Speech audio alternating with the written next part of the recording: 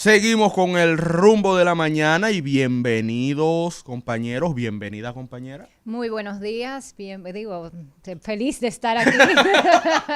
Y bienvenidos a los oyentes. El viernes, señores, el viernes. Sí, es viernes, el cuerpo lo sabe. No, feliz de estar aquí, de culminar una semana más. Ya estamos en mayo. Mayo entró con las lluvias porque ayer Entró por lo menos con aquí lluvias en la capital y llovió. con Soto dando par de cuadrangulares. ¿Te acuerdas de lo que hablamos Sí. ayer? No bien cambió la página de abril. Par de cuadrangulares Con Juango, Soto ayer. recuérdalo con Juango, que Sí, está no, bueno ese tema. Así como él vino con los Lakers ayer, que venía en tirria y en modo fight, como dicen los americanos, yo vengo así igual hoy. Así que prepárense. Cuéntame, Julio Alberto. Bueno, señores, buenos días. Un honor estar aquí compartiendo contigo. Honestamente, camino para acá me enteré que el lunes es feriado. Ah, Entonces fue que... Qué buena noticia. Qué buena noticia, qué buena noticia. Hoy. Y oye, porque yo no voy a decir la persona, pero yo venía escuchando un programa, yo trato de monitorear la radio cuando vengo, y de repente veo que una persona falta al programa que yo estoy acostumbrado a escuchar, y digo, oye, ¿por qué? Y después veo que anuncian que es feriado, y yo, oh, qué bonito. Señores, aprovechar este feriado, ¿verdad? Tú estás denunciando que un colega... Para descansar y leer un poco, ¿verdad? Y uno ponerse al día con muchas cosas. Un honor estar aquí compartiendo con ustedes hoy viernes, que está como los demás días cargado de noticias. Así es, compañeros, a los amigos oyentes, televidentes, televideaudientes y todas las demás hierbas, bienvenidos a este programa de hoy viernes. Pilas puestas para este contenido, un programa relax, como ustedes podrán ver, los muchachos, y yo también he tenido que adaptarme a esa moda, ¿verdad? Miren, De venir relax. empezando las noticias de inmediato, hay muchas noticias interesantes terminando la semana, pero me llamó la atención una nota de la periodista Ana Ibar en Diario Libre, en donde se establece, acorde a datos oficiales evidentemente, que la Policía Nacional mató al menos 50 personas en los primeros 4 meses del año. La mayoría casi todas estas muertes ocurrieron en los supuestos, y digo supuestos porque están bajo investigación muchos de estos casos, intercambios de disparos. Yo tengo una posición en este sentido de cierto nivel de preocupación por lo siguiente. Nuestra sociedad, ante el avance de la criminalidad y la delincuencia y la percepción mayoritaria de altos niveles de inseguridad, ha exigido desde hace muchos años la famosa mano dura. Ahora bien, ¿hasta dónde esta mano dura llegue a vulnerar derechos fundamentales y a darle carta blanca o patente de corso a la Policía Nacional para decidir en un barrio quién vive o quién muere? ¿Hasta dónde la sociedad está dispuesta a tolerar ante este pedido mayoritario de mano dura que los derechos fundamentales de los ciudadanos estén en manos de la Policía Nacional? Esa es la única preocupación que a mí me genera el grado de insatisfacción social ante el avance de la percepción de mayores niveles de criminalidad y delincuencia.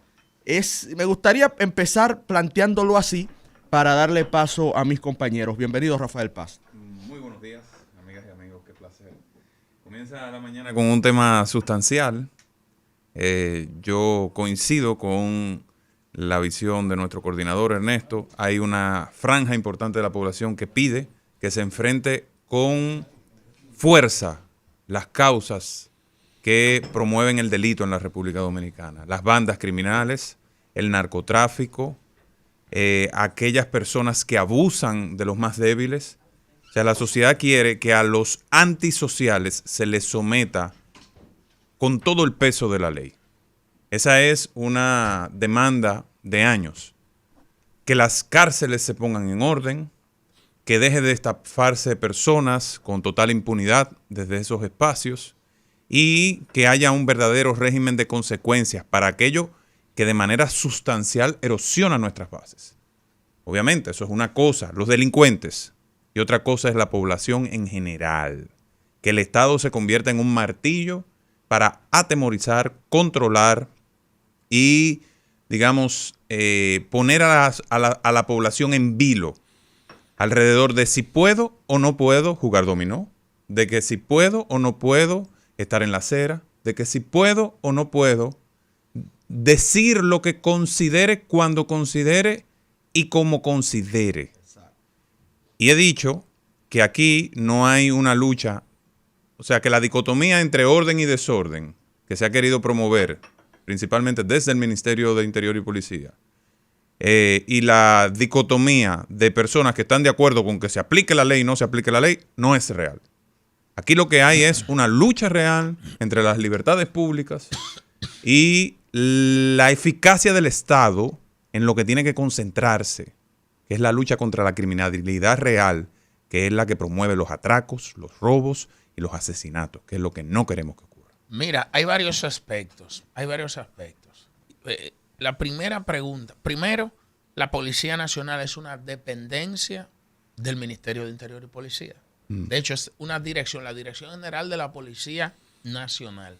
Es una dependencia del Ministerio de Interior y Policía. Por lo tanto, las actuaciones de la policía es corresponsable el Ministerio de Interior y Policía o la ministra de Interior y Policía por las acciones de la Policía Nacional. Eso es un punto para contextualizar.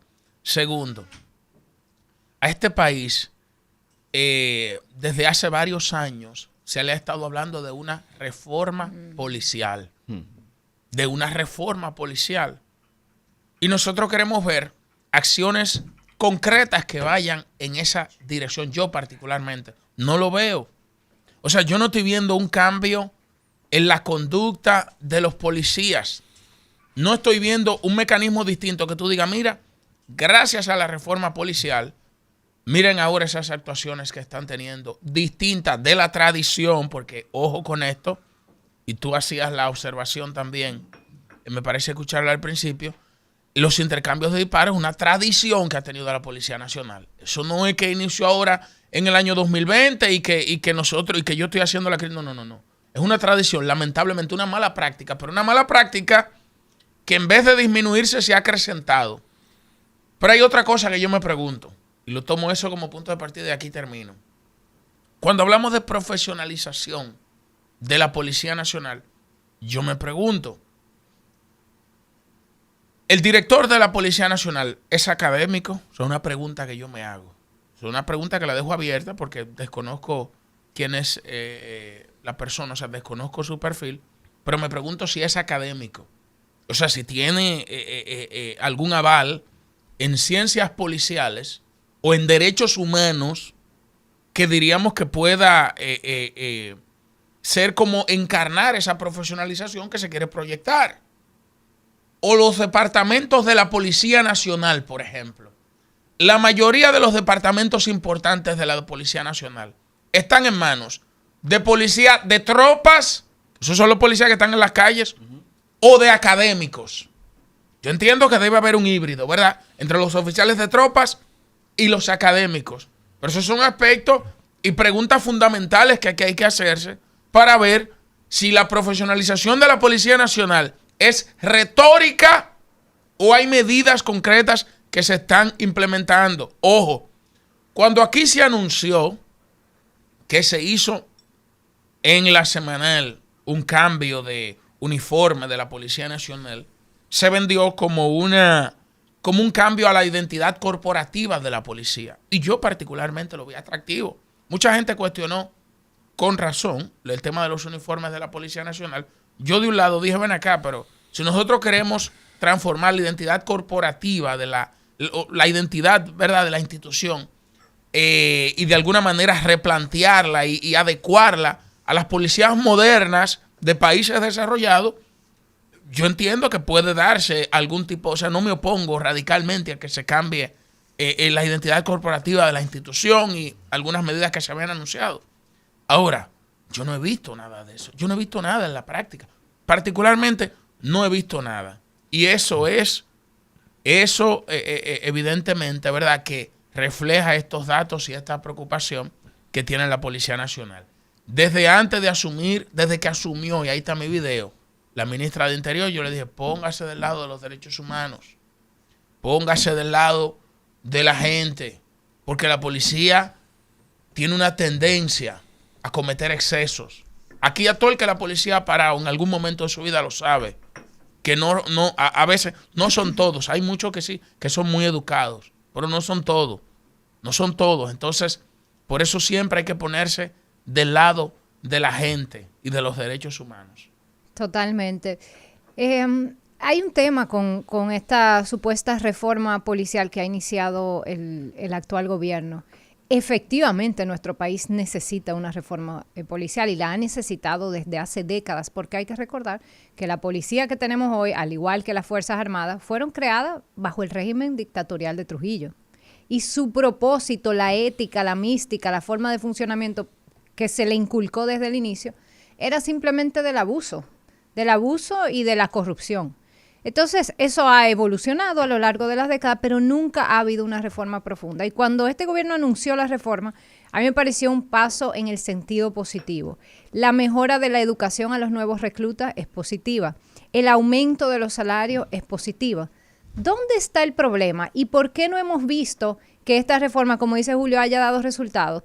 Y lo decía Participación Ciudadana, en la evaluación anual que hacía a finales del año pasado, decía, no se han visto los resultados de la reforma policial. ¿Por qué? Bueno, en parte porque hay un elemento central de cualquier reforma policial que este gobierno no ha tomado. ¿Cuál es ese elemento central? La depuración. La depuración. Tú no puedes pretender reformar un cuerpo manteniendo a todas las personas que están ahí, como se dice, manzana podrida con manzana buena junta, mezclada y arrebujado. Entonces sí, se le ha mejorado la formación que se le da a los nuevos reclutas y luego se le pone a trabajar bajo el mando de los que están ahí desde siempre con las prácticas de siempre. Entonces la depuración tiene que ser un elemento central. Pero ¿qué pasa? Que eso tiene un costo. Igual por la razón que no quieren enfrentar a las mafias en la frontera y lo que quieren atacar a los más débiles en los hospitales. ¿Por qué? Porque tiene un costo, porque esos son sectores poderosos, esos son grupos que tienen poder y recursos. Entonces ahí no nos queremos meter y queremos hacer una reformita cosmética que limpie y mejore los uniformes para que se vean mejor, que le dé una mejor educación, pero que no toque el eje central de la corrupción y del establecimiento de consecuencias al abuso de poder. Porque depurar no es solo sacar, es sancionar. ¿Dónde están sancionados los policías que han cometido a través de los llamados intercambios de disparos asesinato a personas inocentes?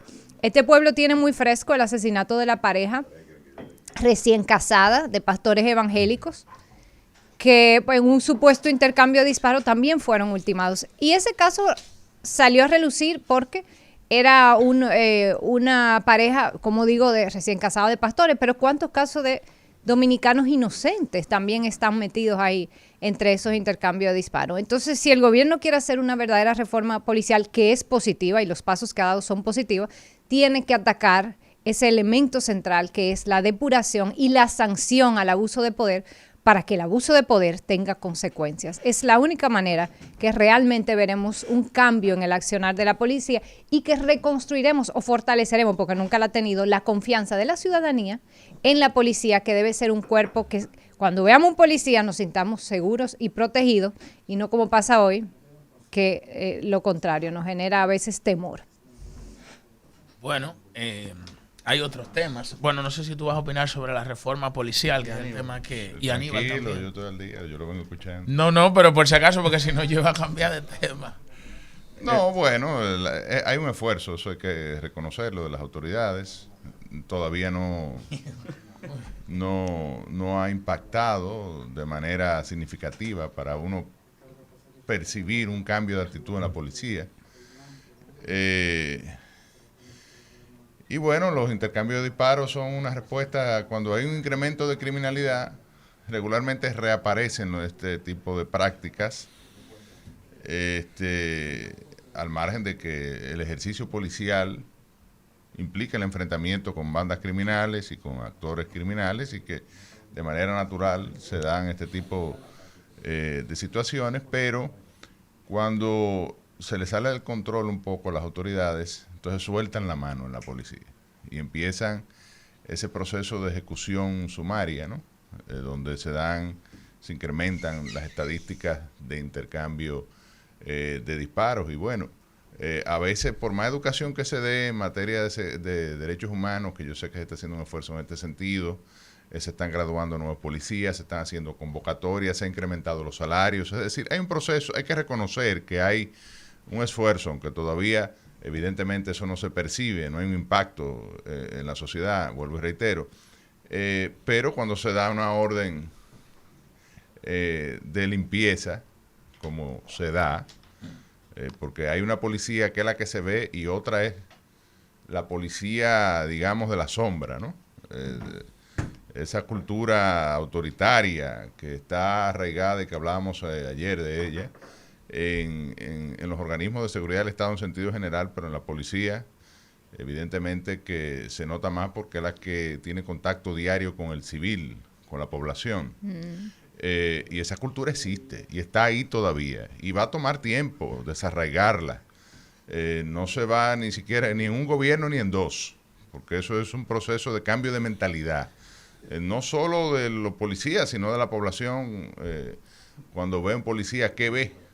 Si ve un tigre, otro tigre pero uniformado, o si ve una autoridad que incluso amigable, que lo puede proteger, lo puede ayudar, conoce los derechos de los ciudadanos y va a actuar en el marco de los mismos. Así que yo pienso que este tema de los intercambios de disparos, que la gente, déjame decirte, porque la cultura autoritaria está arraigada también en la sociedad. Así es, eso es verdad. La gente a veces pide, sí, eso es verdad. Cuando se siente abrumada, cuando entiende que ha incrementado la criminalidad, cuando los atracos salen de los barrios y cuando se siente una ola de violencia, la gente pide los intercambios de disparos, o sea, porque vamos a quitarnos la careta. Es una realidad.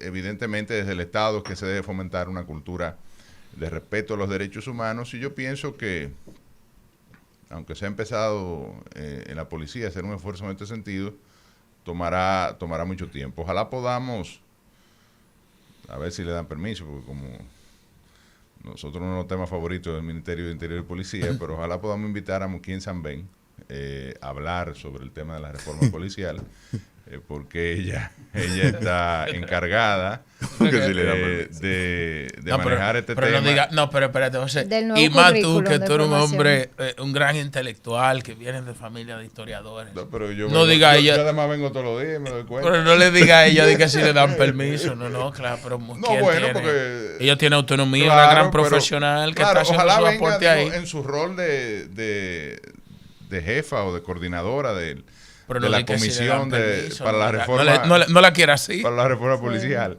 No, pero bueno, vamos a invitar. Que han hecho un gran trabajo. Claro, con la esperanza de que venga. ¿Quién es una gran profesional? Fue mi profesora. Y yo creo que... Yo no. Yo creo que sí, que vendría, porque además queremos conocer cómo ha ido el proceso de reforma de la policía. La escuché recientemente en un programa amigo, ¿verdad? En otra emisora, con un colombiano que creo que es el principal asesor en esta materia, porque hemos traído, creo que de Chile, es decir, de los carabineros de Chile, y ahora parece que como los chilenos no dieron pie con bola, entonces estamos con los colombianos, que evidentemente tienen mucha experiencia porque han vivido en un país con serias dificultades de seguridad. Pero nada, yo pienso que al final de cuentas, aunque hay una noticia de incremento de muertes, 50 muertos, como tú decías, Ernesto, hay que continuar día a día y hacer un esfuerzo mayor, invertir recursos y tratar de cambiarle la mentalidad al policía, de que sepa que es un garante de los derechos humanos. Bien, yo creo que tenemos que comenzar por recordar que la Policía Nacional fue creada en el año de 1936, en plena era de Trujillo. Estamos hablando de casi 90 años de existencia, con una naturaleza fundamentalmente represiva, pero con todas las taras que desde la era de Trujillo se han cimentado en ella y que la han vuelto lo que hoy es. Hay que recordar que a lo largo de los años hemos pasado por diferentes gestiones de la Policía Nacional, donde primero quienes han pasado por ahí se han enriquecido de una forma astronómica sin ningún tipo de justificación, donde ha habido gestiones inclusive de jefes de la policía en aquel entonces que habían sido nombrados por su reputación de sanguinarios, por esos apodos que se le daban por los sanguinarios que fueron, y eran nombrados en la jefatura de la Policía Nacional porque venían hasta de una tradición familiar de represión. Y a esos era que se nombraba jefes de la Policía Nacional, que hoy andan pontificando por ahí y dando lecciones. Y esa naturaleza... Adelante, sí. Esa naturaleza represiva y todos esos vicios que a lo largo de los años se han ido cultivando, tú desterrar esa cultura no puede hacerse de la noche a la mañana. Yo quiero saludar, y ahí me uno a la opinión de mi compañero José Castillo, del Castillo, perdón. Porque estábamos adentro. Joseph Di Caso. Sí, exacto. Joseph Di Caso. Los castillos estaban alrededor del castillo, nosotros somos del castillo. Del castillo, o sea, de los dueños del castilo. No, estábamos con los dueños de los reyes, los apellidos reyes, pero estábamos ahí. No, pero está muy bien, y qué bueno. Y Sabiñón, que no es poca cosa. No, para que quede claro. Que se la Muy asegura bien. porque la madre que te dice cuál es tu papá. Claro, amén, amén. Eso es así, muy cierto, auténtico.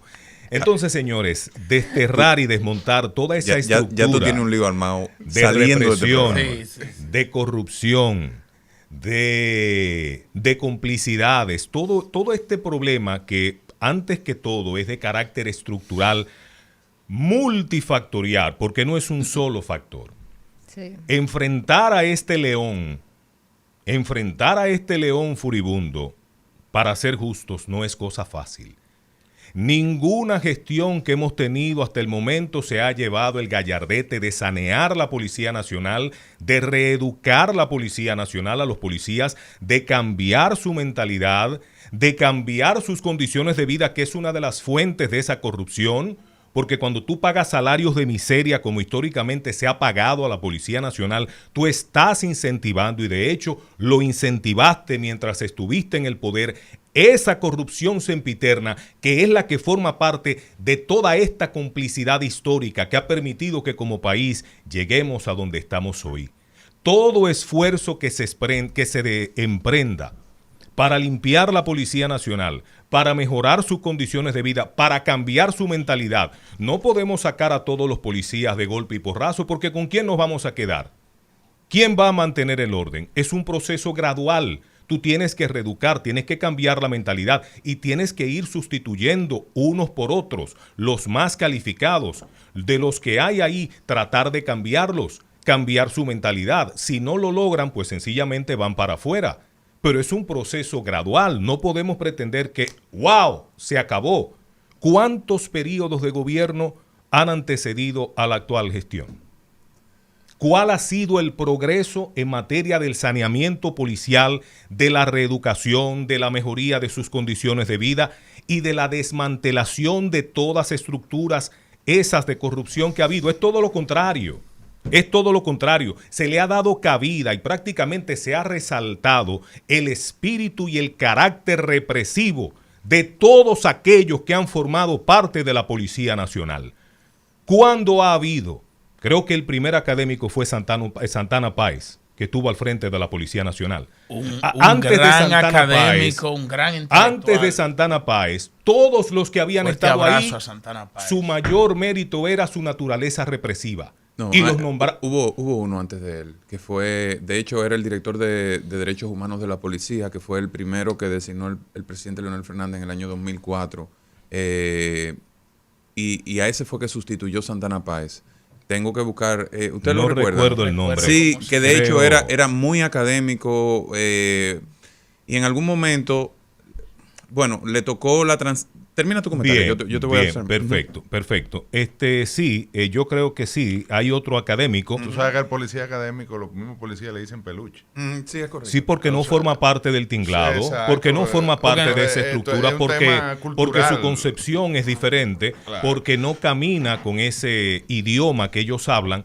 Hemos tenido 2 académicos, ¿Cómo que le quizá dicen? 3, creo que 3, Peluche. ¿no? Peluche. Porque Y hubo otro lo relegan académico. regularmente a funciones de oficina. Yo no, es que no Y sabía, un perdón. discrimen con relación al policía inteligente. Es como cuando te dicen, no, tú lo que hablas bonito, tú lo que eres intelectual, o sea, como que hay... Pérez Sánchez. Hay un desprecio, ¿no? Al policía educado. Tengo entendido que Ney Aldrin también era académico, pero no. Sí, claro. Pero, incluso Ney Aldrin, pero ese vino después. Manuel de Jesús Pérez Sánchez. ¿Lo recuerdan? Pero Continúa, Aníbal. Bien, retomo mi comentario. Ponle los académicos que tú quieras, excelentes. ¿Cuál ha sido el cambio que se ha visto en la Policía Nacional? 5 académicos, uno detrás del otro. ¿Cuál ha sido el cambio sustancial en la Policía Nacional? Cambios cosméticos y de fachada. ¿Qué importa lo académico? Entonces, ¿cuál ha sido la realidad? Bueno, no se ha abordado, y eso es bueno reconocerlo, porque se supone que lo que queremos es cambiar nuestra realidad, ¿no? Si somos responsables todos, y tenemos que partir de ese punto. Todas las administraciones que han pasado hasta el sol de hoy son responsables de ese desorden, son responsables de esos males estructurales y de esa estructura de corrupción sempiterna que ha prevalecido durante todos estos años a lo interno de la Policía Nacional, cuyas consecuencias las vemos a diario en el comportamiento de los oficiales y los vemos prácticamente, y hay que decirlo, como enemigos. Cada vez que tú ves a un agente en uniforme, tú dices, ¿qué es lo que querrá este? ¿Con qué me vendrá ahora? Esa es la realidad que tenemos. Ahora, si la queremos transformar de verdad, hay que comenzar por un punto, y lo más importante, no es de la noche a la mañana. Mira. No es de la noche a la mañana. Déjame decirte, Aníbal, yo con las preocupaciones expresadas por todo el panel coincido extraordinariamente. Ahora, vamos a poner un poco en contexto. Yo combato mucho el adanismo que hay en esta administración, de que todo comenzó ahora, y de que los cambios históricos son ahora, y ese tipo de cosas. No, pero las responsabilidades no. Correcto, las responsabilidades son históricas. Sin embargo, las transformaciones comenzaron ahora. Pero era lo mismo que decía Leonel Fernández cuando era presidente. Olvídate de eso. Hipólito Mejía. Oye, ahora está hablando Rafael Paz, el analista. No, pero vamos a decir las cosas como son. Óyeme. Toda administración que sube al gobierno dice que el problema no quiero tener viene esa del conversación porque esa no agrega valor. Yo la que quiero tener es la siguiente, hermano querido. Todos aquí agregamos valor. Pero esa discusión, de pleito entre partidos y entre políticos, eso no agrega valor. No, lo que pasa es que toda cosa tiene un origen. Está bien, Aníbal, yo te escuché tranquilito. Hoy, como yo los escuché a ustedes respetuosamente a todos, la única diferencia es que mi comentario gozó de su enriquecimiento. Maravilloso. Perfecto. Oye, esta policía... Te concedo la palabra, me dice el coordinador. Gracias, nuevo ministro de Censura. Oye, que la democracia. Una presidencia. Te pasaron la antorcha del ministro de Censura. Una presidencia rotativa, ¿verdad? Esta policía, yo escucho mucho a la gente decir que la policía está hecha en la imagen y semejanza de Trujillo. Y se cifran sus orígenes en 1937. Eso es cierto, pero no tanto. Porque la Policía Nacional realmente es una hechura de Belisario Peguero, que fue dentro de la dictadura de Trujillo quien transformó la Policía Nacional y la convirtió en un cuerpo diferente a las Fuerzas Armadas, al Ejército. Porque hasta ese momento todos los jefes de la policía y todos los policías eran transferidos directamente del Ejército Nacional. Correcto, así es. Y Belisario Peguero, en ese esfuerzo de Trujillo de conformar un Estado, y a partir de las sanciones de 1955 comenzar a modelar algo distinto, creó el Cuerpo de los Cascos Blancos, por ejemplo. Ya no se disparaba directamente a la gente, pero se les reprimía con macana, etcétera. Y hubo un cambio. Pero Belisario Peguero, esa policía, ha intentado ser transformada en distintas épocas.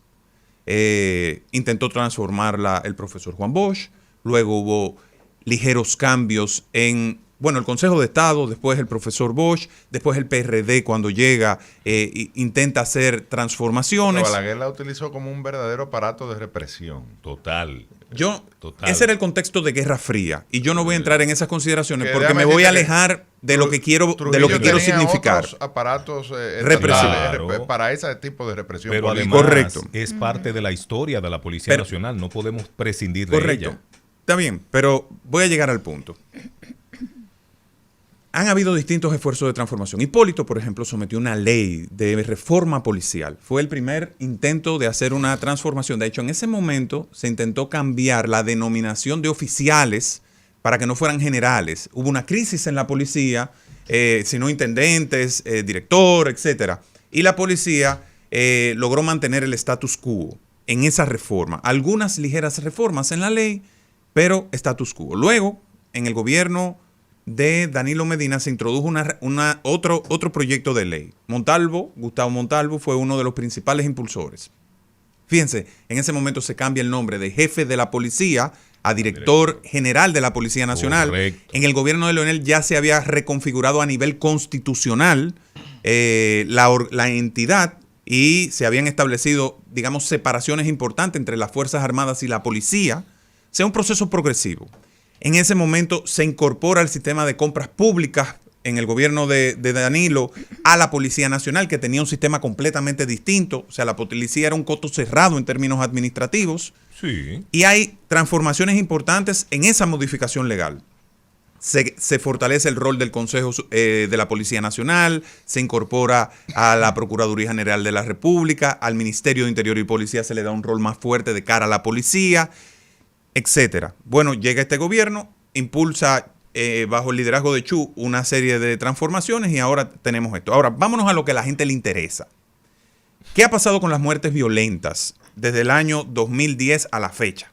Vamos a ver. En el año 2010, la cantidad de muertes violentas por 100.000 habitantes eran 23 por cada 100.000 habitantes. ¿Pero muertes violentas en el país o de la policía? No, muertes violentas en la República Dominicana. Ok, en general, muertes a violentas. nivel nacional. Digamos, 23 por cada 100.000 habitantes. Alto, era muy alto en ese momento. Esa es la tasa de homicidio. La tasa de muertes violentas, donde están los homicidios, etcétera, etcétera. Luego en el 2011 fue el pico más alto, 25.37. Después en el 12 bajó a 22, en el 2013 bajó a 18, en el 14 a 17, en el 15 a 16, en el 2016 a 15.54, en el 2017 14.3, en el 2018 a 10 y en el 2019, por primera vez en la historia, nos colocamos debajo de 10 en un solo dígito con 9.7 muertes violentas por cada 100.000 habitantes. Eso validado por el observatorio. Lo que hay ahora, lo que se ha dicho, 9.6 ahora. Voy ahí. Validado por una entidad que se había creado con la academia y con todos los sectores, que se llamaba, o se llama, pero ahora no funciona, el Observatorio de Seguridad Ciudadana. Luego, en el 2020, un año más o menos atípico, ¿verdad? Porque viene la pandemia, baja a 8.79. Es el más bajo que hemos tenido en toda la historia. La gente está en su casa. Correcto. Por eso pongo un asterisco en ese punto, en ese año 2020. En el 21 ya comienza y sube a 11. En el 22 sube a 12. En el 23 baja nuevamente moderadamente a 11.5.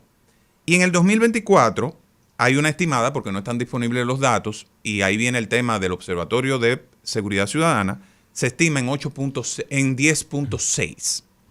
Es decir, ¿qué quiero decir con esto? República Dominicana en los últimos 15 años ha venido de forma progresiva impulsando una gestión de la seguridad pública que ha permitido reducir uno de los componentes más lesivos para la sociedad, que son las muertes violentas, principalmente los homicidios. Eso es un logro de la sociedad y es un logro de las administraciones distintas que han logrado introducir transformaciones importantes en la policía y en los conceptos de seguridad pública. Ahora, ¿cuál es el gran reto de la República Dominicana? Es que hay una pregunta de orden, yo Sí, creo. Por ejemplo, ¿cuáles causas provocaron ese aumento a partir del año 2020? ¿Y qué porcentaje de esas muertes violentas son por feminicidios, por ejemplo? No, esa era mi pregunta. Cuando uno dice muertes violentas, ¿qué porcentaje de eso es homicidio? ¿Qué otro tipo de muerte violenta? ¿Eso incluye accidentes de tránsito, por ejemplo? ¿Se considera muerte No. violenta? Los accidentes también, de tránsito, eso es esto otra incluye. categoría diferente. Esto incluye. También. Te voy a decir, homicidios intencionales, básicamente. Homicidios intencionales. Pero es que eso es muy general. No, ese es el dato, es que eso es lo que se recoge, ese es el dato que se recoge y se recoge igualito en todos los años. Correcto, ahora, pero es una visión general, no te permite segmentar y claramente establecer cuáles son los porcentajes de muertes violentas. Le diría a don Álvaro, estamos monotemáticos. Exacto, lo que quiero decir con esto, señores, es que ese adanismo que hay de que yo llegué y que porque yo llegué mis políticas han logrado reducir esto a este nivel histórico. Eso no es cierto. Los datos lo desmienten. Dato mata relato. Ahora, ¿qué tenemos que hacer? Y lo he dicho y lo reitero. Si nosotros queremos librarnos de las expresiones más groseras de delincuencia, la cuna de eso está en el sistema carcelario dominicano, que es donde se establecen y se dirigen las estructuras mafiosas que hostigan a los ciudadanos. Mientras eso no se ataque, mientras no se bloqueen las llamadas desde ahí, las estructuras de estafa, mientras no se someta a la obediencia a los capos de droga que dirigen las bandas que hostigan a los sectores del país, entonces todo lo otro será simplemente relaciones públicas.